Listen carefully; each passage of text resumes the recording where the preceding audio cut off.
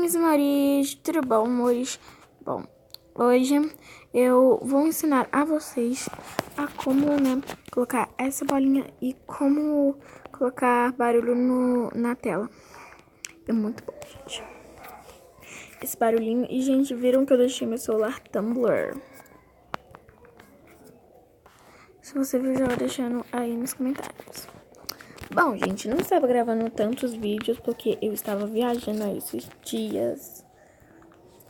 Passar o Natal. Ai, gente, não gravei no Ano Novo, me desculpem. Ai, gente, eu vou gravar um vídeo mostrando o meu rosto. Então, eu já vou dar um spoiler mostrando o meu rosto, que vai ser rotina da noite. Que aqui tá de noite, né? Dá pra perceber, olha. Olha as horas. Aqui. Olha as horas. Né? Então, aqui. Bom, vamos começar. Você vai vir aqui na configuração. E, gente, eu vou mostrar meu rosto depois. Aqui, gente, você vai aqui, ó. Depois eu tiro esse teclado feio.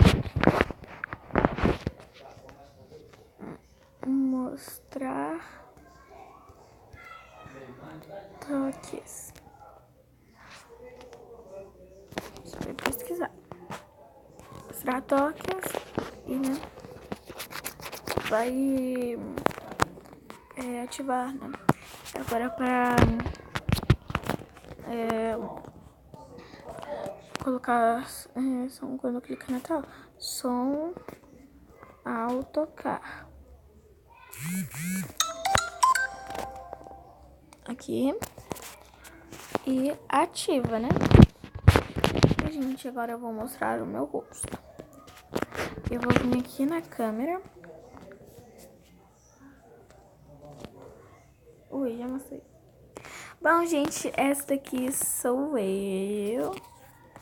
E, gente, se você gostou de mim, já vai deixando aí nos comentários e deixa coraçãozinho. Tchau!